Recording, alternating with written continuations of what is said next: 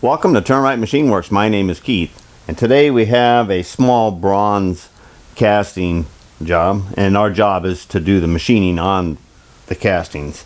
These are bronze tiller heads, and a tiller head, tiller is the steering or the rudder of the boat, and the head sits up on top of the stem, and then the arm or the tiller lever is attached to it, and this particular kind here will fold or swing, so you can stand and you can hold the tiller at different positions, or you can swing it back up out of the way when you're not using the tiller, but it swings down and it has a resting point, and this joins the upper stem of the rudder and the handle that you use for the tiller and steering.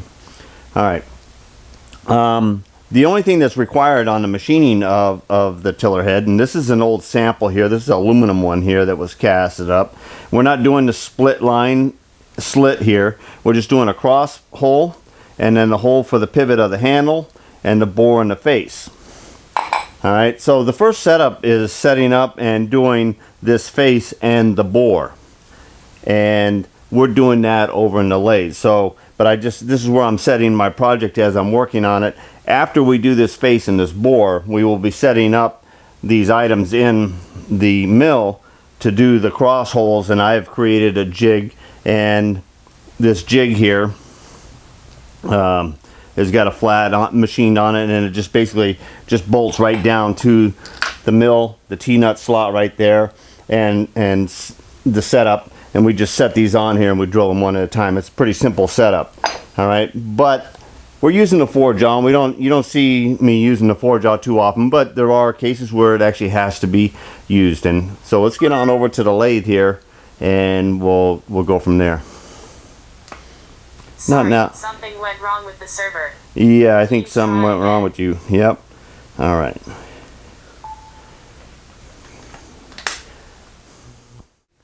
All right, let's see. All right, we're in neutral here, and we just finished boring this one here, and I'm going to take you through setting up the next one.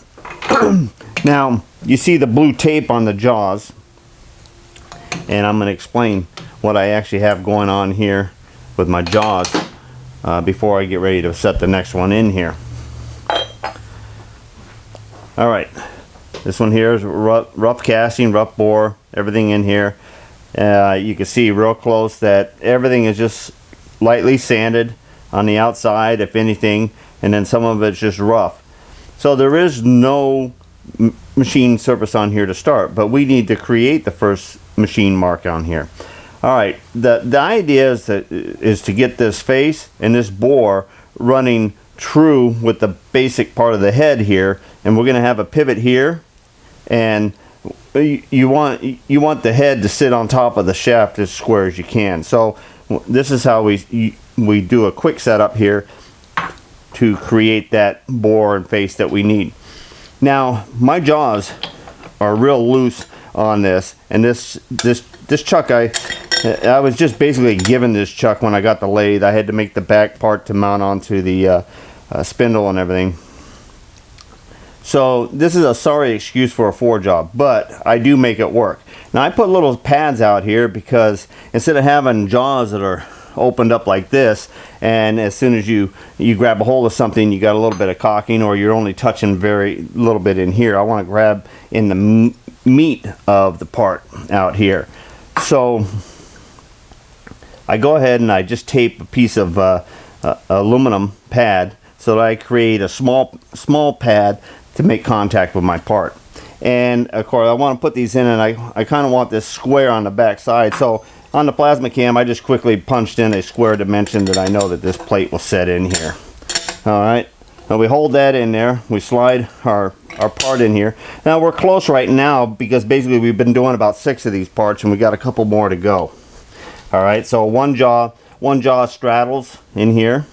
Each one on the sides here, grab here, and then we'll call this the top or the butt end of the head.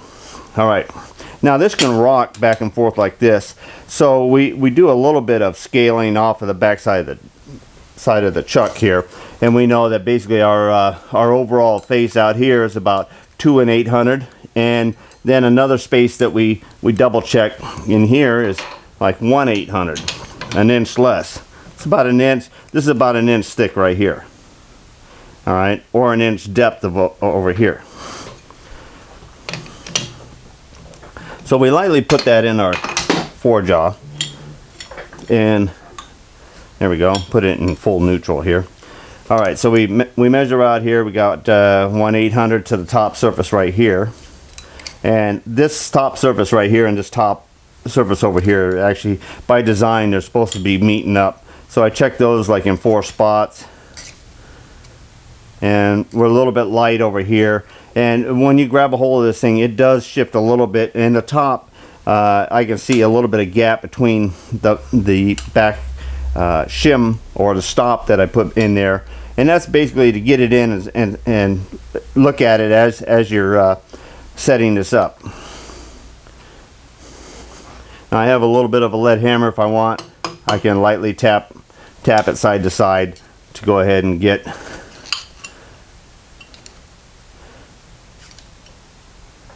my face roughed out. Now it's not necessarily to make this face run true with the chuck.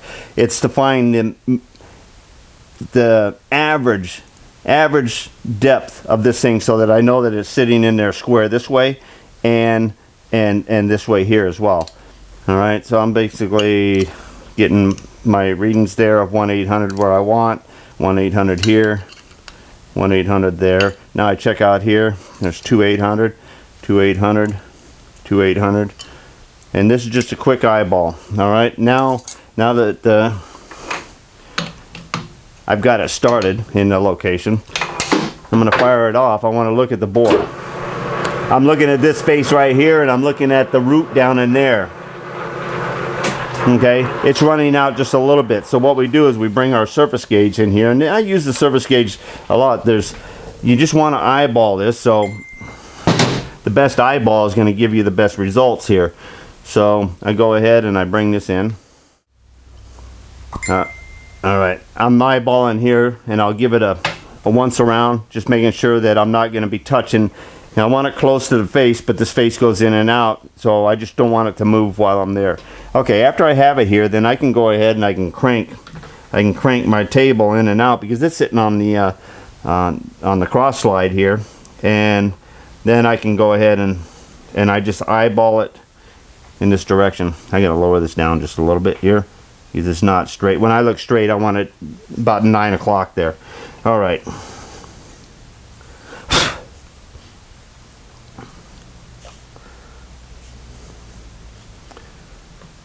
Very good. All right, we're about even with it there, and we're a little bit on the outside. So what we do is we go ahead and we just lightly loosen, and we tighten over here.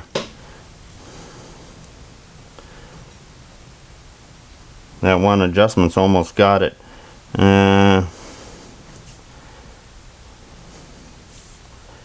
Okay, we can lower this part just a little bit here.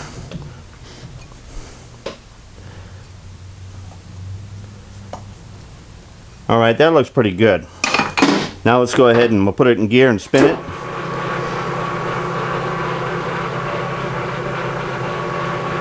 Okay, now this is looking really good here, and this really, that corner in there is looking fairly well as well.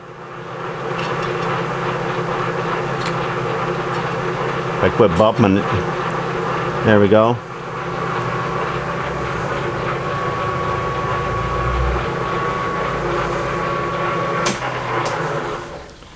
All right, now let's go ahead and we'll take our surface gauge away, set it out of the way.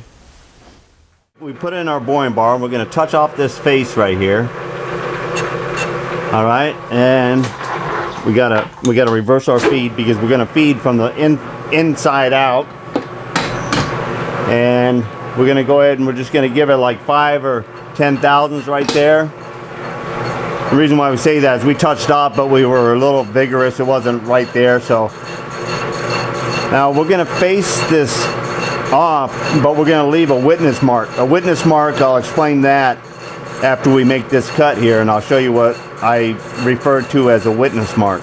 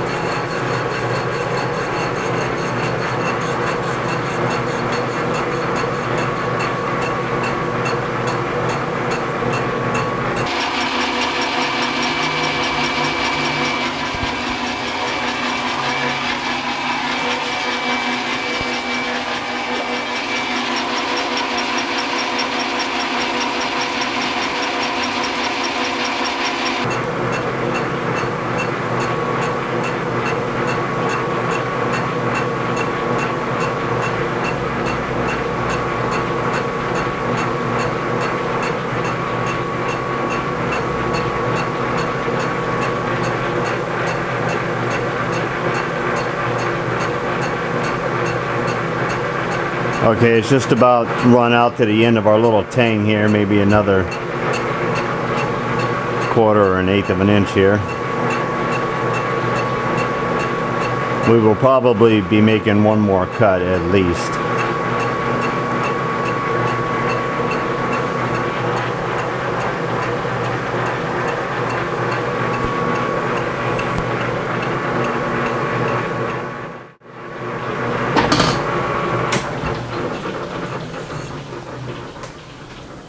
Okay, I'm gonna back it up here just a little bit. All right, now this is cut. Of course, all the new shiny.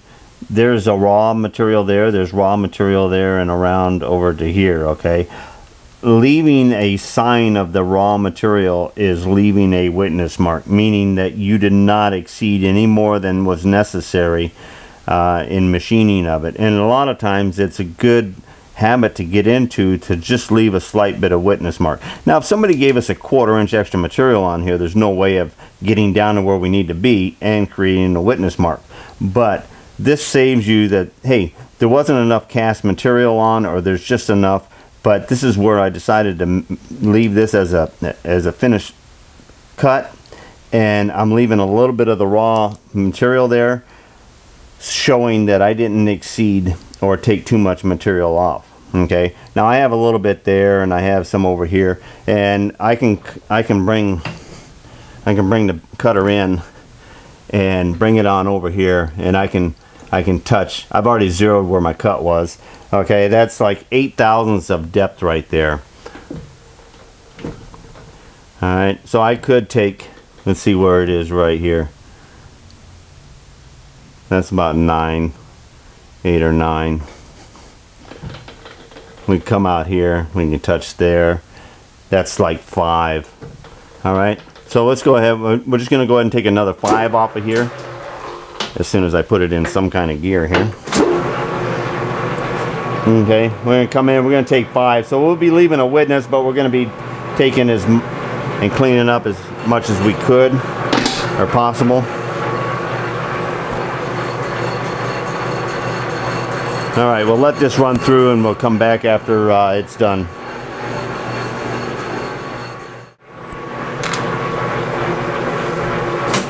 Okay, that's run through. All right, this cleaned up most of this up here, and it's still left a little bit here. Now that area that I leave, and I choose to leave that right there so that I create that as my witness mark. A witness mark just means that I didn't machine all of the material off of this thing, and I didn't take too much. All right, so that's a witness mark. All right, now we're going to come in and we're going to do our bore. Now we're just going to come in, touch our surface there, and we got to reverse our feed here. Okay, we're doing good. We're going to spin it the same amount. Now roughly we have about 100 per side to take out of here, a little bit more, maybe 150. All right, so we touch there. Our first cut is going to be about 50 thousandths on the depth.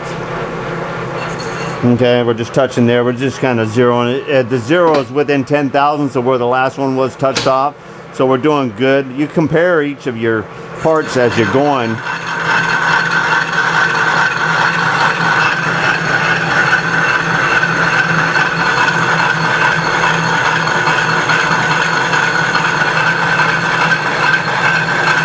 Now this is a pretty coarse feed here.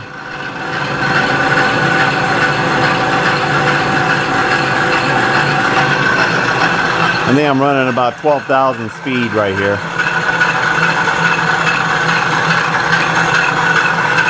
We're not really going too fast on the, we're about, I don't know, 210, something like that on our speed. I tend to run bronze a little slow. I just don't want it flying all over. I'm collecting it down in the lathe bed there, and I'll put it in a drum.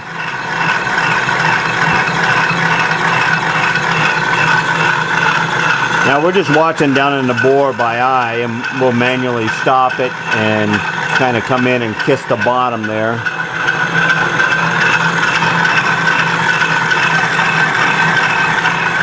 It's approximately 2 inches. A couple of them have been like 2 inches and a 16th or 2 inches, 100.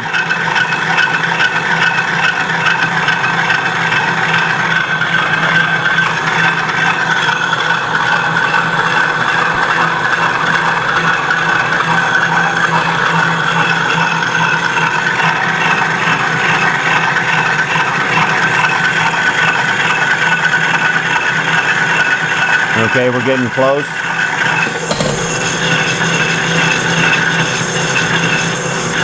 Okay, I'm starting to look at it, cleaning up on the back wall a little bit. All right, that looks pretty good. All right, 2 inches, 50 thousandths is pretty close. All right, we got to take this diameter out to about 2 inches, 380 or so. And we're doing pretty good. We're gonna take another 50.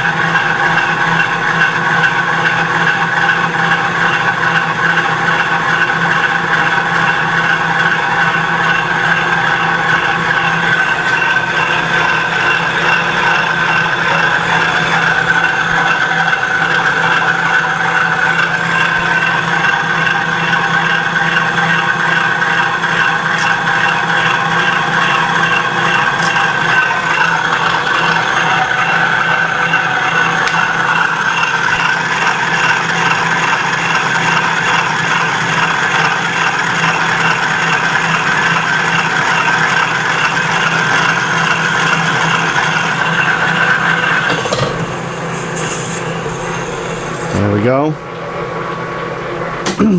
Okay, now we're going to measure the bore. I use my snap gauges here. Okay, we're going to pass by here.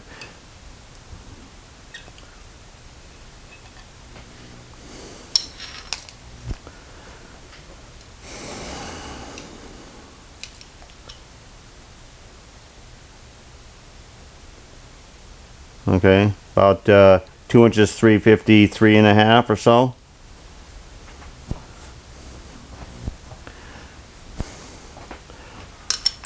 We want like 380, so we're going to go ahead and take our finished cut here, and we're going to crank in about 12 here.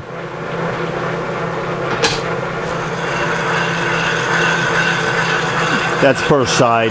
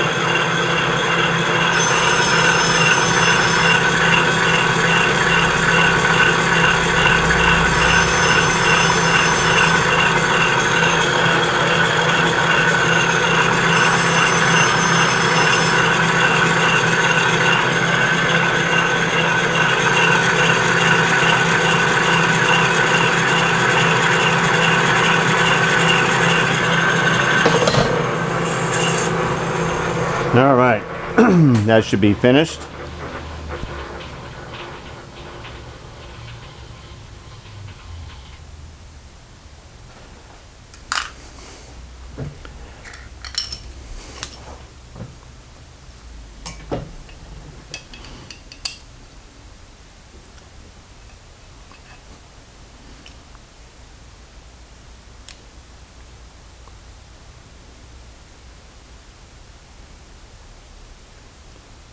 All right, we're right there. 2 inches, 381 and a half or so. You know, we're plus or minus 3/1000s on these things. They're going to be fitting over a piece of a wooden tiller, I believe, is what they're going to be on. All right, let's go ahead. We're going to we want to chamfer this edge here, and I'm going to go ahead and pop my camera out of the way here so we can set up for that. All right, let's pop off our boring bar here. We set that on the mill table over there out of the way. And we go ahead and we grab, this is one of our D&M Ps, and we reversed it in the holder here, and we're going to bring it up a little bit above center, and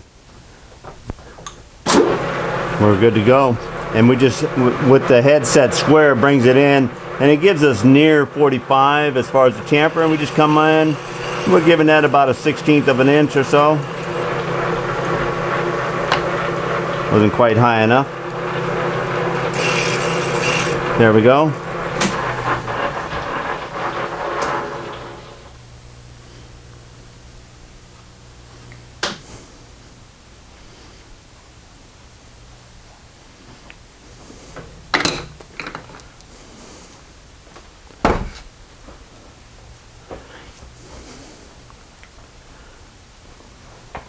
All right, we put it in neutral, and we go ahead and remove it, and we get ready, and we'll stick the last one in.